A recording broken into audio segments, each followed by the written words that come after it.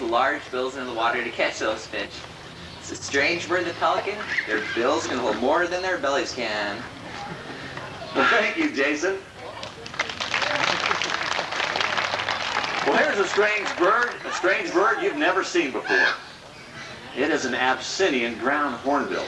Now, the first time I saw a bird like this, I thought something was wrong with its beak, but that's just the way they grow. Now, we're working on teaching him a new routine, and that is to catch a piece of food in midair. And we want to remind everybody, too, that if you have any food with you, don't bring it in the amphitheater. That includes the duck food you find in the feeders. Okay, let's see if we can get our hornbill to finish cleaning up the grounds here. Our raven is watching with such envy because he knows that if he hadn't got him, the raven would have later. Okay, up we go. Up we go. Can you get up here now? Now that you've forgot about everything you've been taught. Up onto the perch. Here we go, up onto the perch. Now, are you going to try the midair catch, okay? You ready for this one? Right now he's eyeballing the entire audience, saying, is there any more food out there? No more food? Look at me. There we go. Okay, you ready for the midair catch? Here we go. Hey-oh! Try again. Try again. There is no more out there. That's it. Here we go. Ready? Okay, here we go. Here we go. Look at me. I'm over here. He goes, yeah, but I think that kid's got some more of that in his pocket. Okay, here we go. You ready? Little treat? Forget that other stuff's better. Here we go. You gonna do it? He's not gonna do it, are you? Well, you know, look at those long eyelashes. Aren't they something? You know, in Africa it gets rather dry. And those long eyelashes will help protect the bird's eyes from the dust. Well, here we go. Come on. Here we go. In midair. Yo, there we go. Well, these birds come from Africa, where they spend most of their time on the ground searching for rodents. But they can fly, as you just saw, and if they get pursued by a predator, they just fly up into a tree. Now, we have a bird found right here in Utah that's related to this bird, and it's called a belted kingfisher. You might know it. It's an interesting bird. You see it along streams often. Well, that's our Abyssinian ground hornbill, an interesting African bird. Time for you to go back inside. See you later.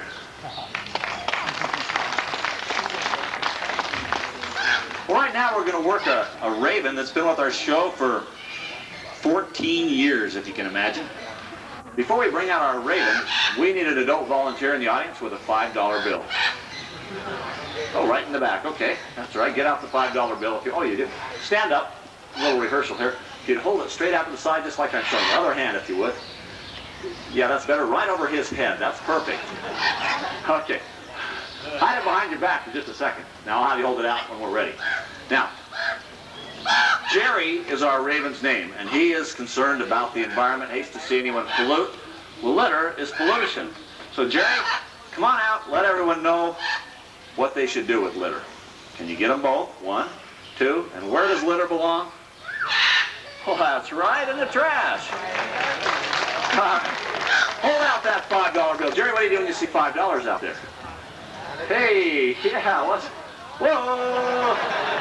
Wasn't that fun? You bet. $5 worth of fun. Have a seat. Okay. How about a volunteer with a 20?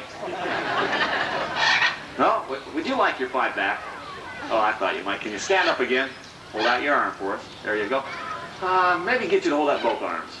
There we go. Now just flap those arms real hard. You can fly down here and get it. All right, one arm will do. Put your palm up. Jerry's on his way back with your $5. There it is. All right. Now, we need some kids in tennis shoes who would like their shoes untied by the raven. We've got 1, 2, 3. Whoa, sorry, Jerry. Better watch where I'm walking. 4, 5, 6, 7, 8. Anybody over? Okay, we got 8 kids. Come on out, kids. Right here, make a nice line. Look at what good-looking kids we've got. Nice straight line right here looking at me. Everybody get in the line. Come down on this end. Get in the line. Here we go. Oh. No, I don't know. Looks like a pretty big bird to me. Okay, everybody's in the line. Hold still. Jerry? Jerry? Here comes Jerry. Jerry, what are you doing? Jerry? Okay, over here. Now, Jerry, shoes. Remember? The song is called For the Birds, of course. Now don't touch him. Just hold really still and he'll do your shoe. Don't move. Don't move. Hold still. Jerry, can you do his shoes? Because I think I'll go and tie this guy's shoes in the audience. Jerry, what are you doing? Over here. Shoes, please. Do the shoe. There's, you tried. Okay, try the next one. Do a couple. Oh, there you got one. How about this one? He goes, that's a double knot. Can't you see? Yeah, I can see. He's learned how he gets where he doesn't even try double knots anymore. Oh, boy. Hey, Jerry, there's some Velcro straps on the top of that one shoe. Check those out. Velcro. Yeah. No problem.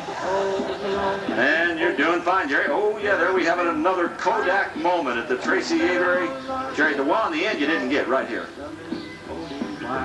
There. Oh, you didn't get it still. I don't think it's double knot either. Yeah, we kind of got it. Well, he tried one of everybody's. Thanks a lot, kids. Back to your seats. We've got some good-looking kids here today. Now, this might look like an ordinary stick to you, but, you know, ravens build their nests of sticks. So we taught Jerry another little behavior, and that is to put the stick up in the window. Imagine how many trips it must make a bird to build one of those great big stick nests. This is how it starts, one stick at a time. Now, Jerry, if you come on down here, we'd like you to ring the bell a little bit. Can you do that for me? Ring that, baby. There you go. And then we want you to head back in when you're finished.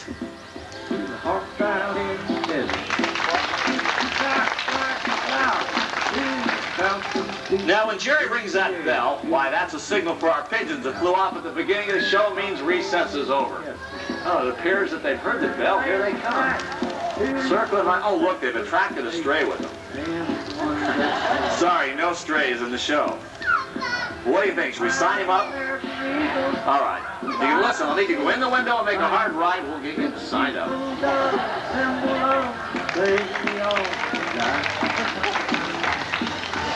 Well, right now, we'll have you turn your attention again to our pole on our box, on our 100-foot pole. We're going to slow things down just a little bit. We want you to just watch the beautiful flight of the Harris hawk. Here comes our Harris hawk.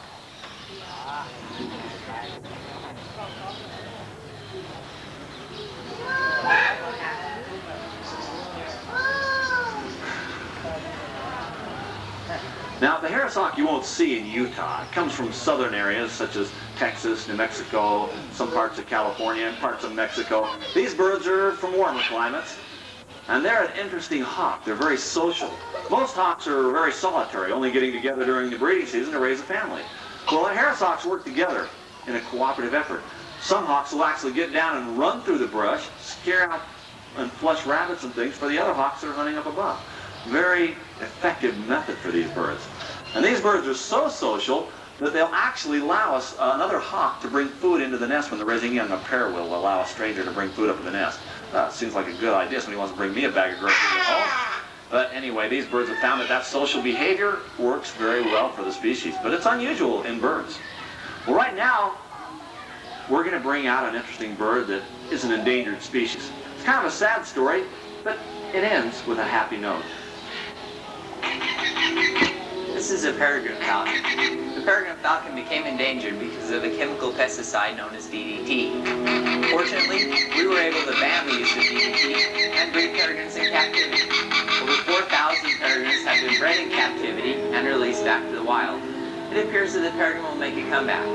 But breeding animals in captivity is not the answer. We need to conserve and protect our environment so all animals will have a safe place to live. The peregrine falcon is the swiftest creature on Earth, capable of diving at over 150 miles per hour. This little peregrine was bred to be released, but unfortunately, when it hatched, something was wrong. This peregrine is blind and cannot be released back to the wild, but can be a representative of the rest of the species. So hopefully, we will learn from our mistakes and be more careful with the chemicals and pesticides we use in the future.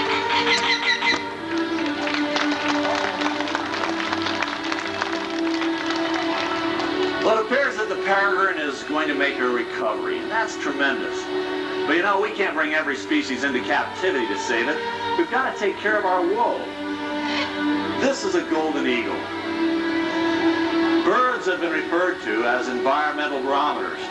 They say that we can gauge the health of our outdoors by the number of them that we see. Well, throughout the world today, bird populations are declining.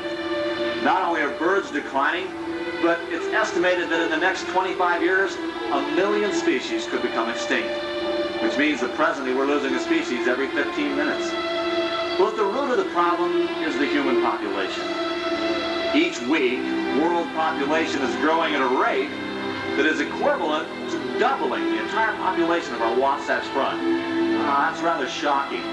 For as we grow, we continue to use more and leave less. But you know, I've noticed some change in the wind. I'm certainly thinking about the environment more now than when I was a child.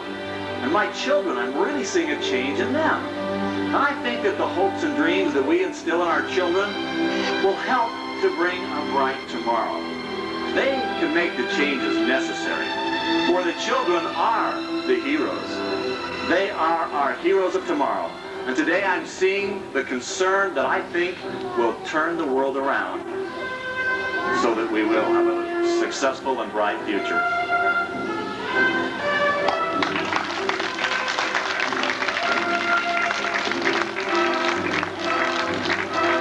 We'd like to thank you all for coming. I'd like to introduce you to our staff made the show possible. Couldn't do it without them. Jason Jones and Jordan Hoover.